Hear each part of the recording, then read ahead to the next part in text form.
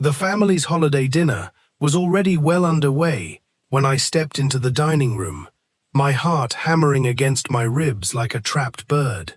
Everyone was gathered around the polished wooden table, my parents, my sister Emily with her kids, and of course, my wife Lisa.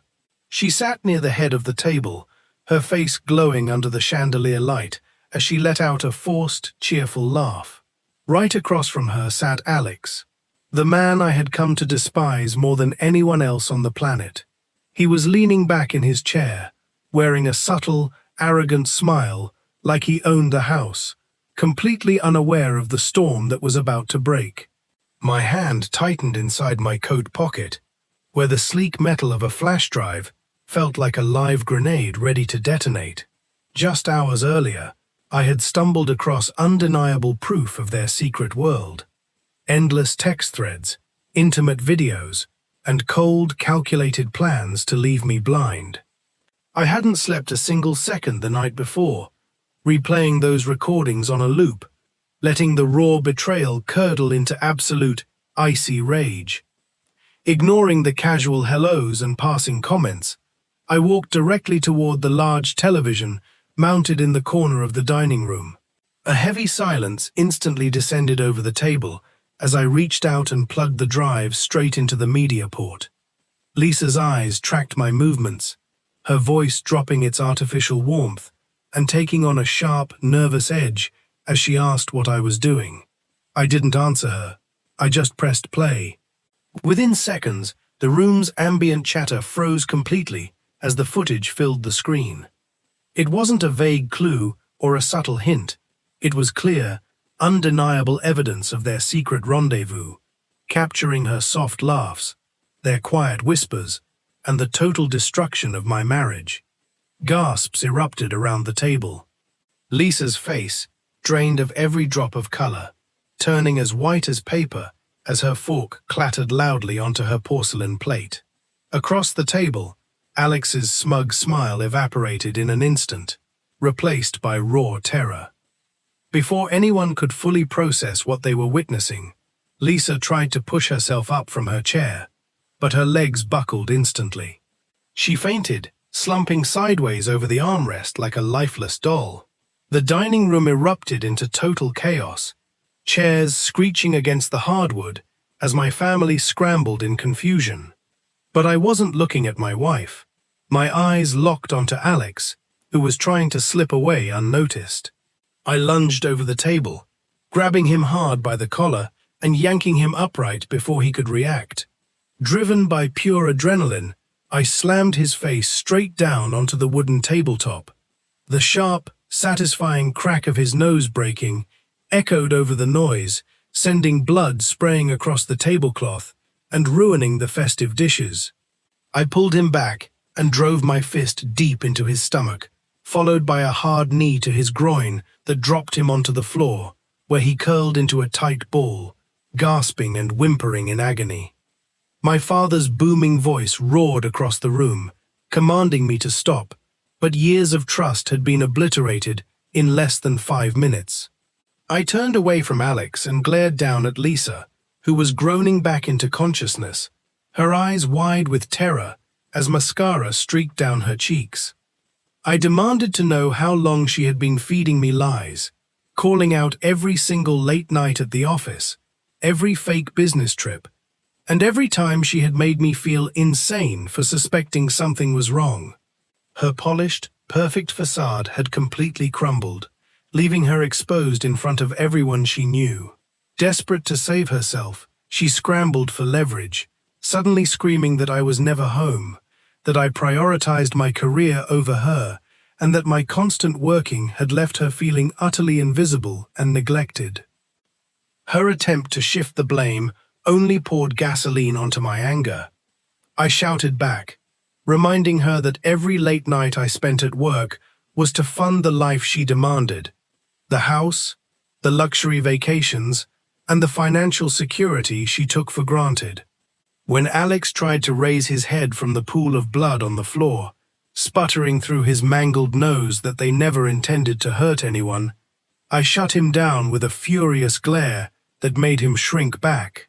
Emily tried to step in as the voice of reason, begging us to put an end to the scene for the sake of the family, but I refused to let anyone sweep it under the rug. Pushed into a corner, Lisa's tears suddenly turned into cold defiance. She stood up, knocking her chair over, and admitted to the 6-month affair, claiming that Alex was simply there for her emotionally when I had checked out of the relationship. My father finally stood at the head of the table, his stern gaze cutting through the tension as he demanded we take this dispute outside rather than turning a family holiday into a public spectacle. I looked him dead in the eye and told him the circus had been running for months under his roof. I was just the one pulling back the curtain. Lisa buried her face in her hands, sobbing uncontrollably, while Alex lay cowered on the floor, clutching his face. Overwhelmed by the suffocating atmosphere of the room, I grabbed my heavy coat, turned my back on the wreckage, and walked out the front door. The bitter December air hit my face like cold needles, but physical pain was a welcome distraction from the agonizing burn in my chest. I walked aimlessly through the quiet, snow-dusted streets of my childhood neighborhood, passing houses illuminated with bright holiday lights that felt like a cruel joke compared to the nightmare I was living. I eventually made my way to a small park at the end of the block and sat down on a frozen wooden bench where Lisa and I used to hang out when we first started dating. Memories of our early years taunted me, making her betrayal feel even more lethal. Moments later, the sound of heavy footsteps crunching through the snow alerted me to my father's approach. He sat beside me in silence for a long time, the cold air rising between us in pale clouds, before finally speaking up. He didn't defend Lisa or minimize what she had done, but he made it clear that I had a definitive choice ahead of me.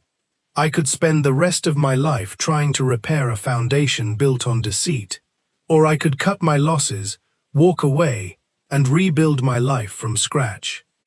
When I finally headed back to the house hours later, the blood had been scrubbed from the table and the physical chaos had been cleared, but the heavy tension remained hung in the air. Lisa was sitting alone at the kitchen counter, staring listlessly into a cold mug of tea. When she looked up and tried to speak, I simply raised my hand, told her I had nothing left to say, and walked straight upstairs to the guest room, locking the door behind me. I lay awake until dawn, watching shadows cross the ceiling. When I went downstairs the next morning, the house was dead silent. Emily was sitting in the kitchen and quietly informed me that she had forced Lisa to pack a bag and go to a hotel the previous night, so I wouldn't have to look at her.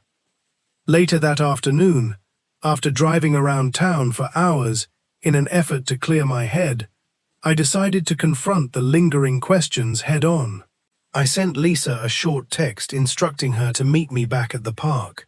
She arrived looking pale and hollowed out, wearing the velvet scarf I had bought her for our anniversary.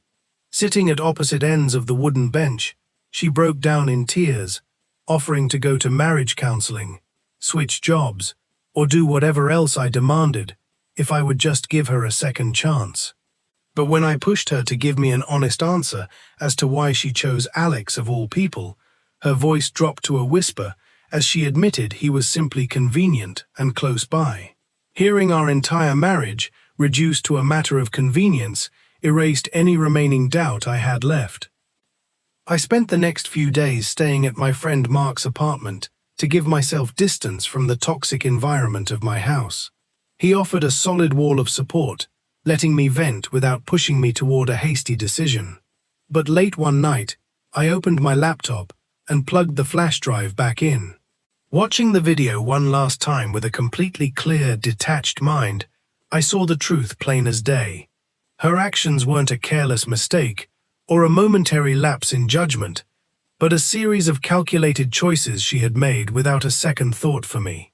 The following morning, I called a family lawyer to initiate divorce proceedings. Walking back into my empty house, the pain was still heavy, but the uncertainty was gone. I began packing her things into boxes, ready to close the door on the past and step into whatever came next on my own terms.